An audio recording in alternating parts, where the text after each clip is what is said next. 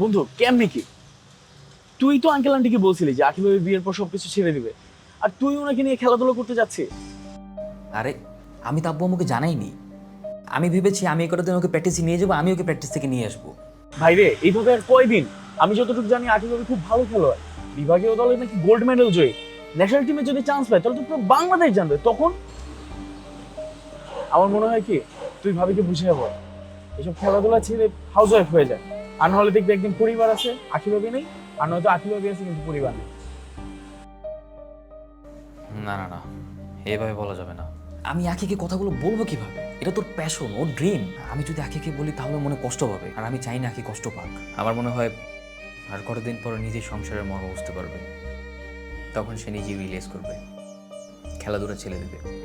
অথবা দেখা যাবে বাবা মাই হয়তো ওর খেলাধুলা মেনে নিচ্ছে। ঠিক আছে, দেখতে থাক, আবার ধরাটারও পড়িস না কিন্তু। Let's see. আচ্ছা, চা খাবে? হ্যাঁ, খাওয়া যায়। ঠিক আছে, আমি চা নিয়ে আসি।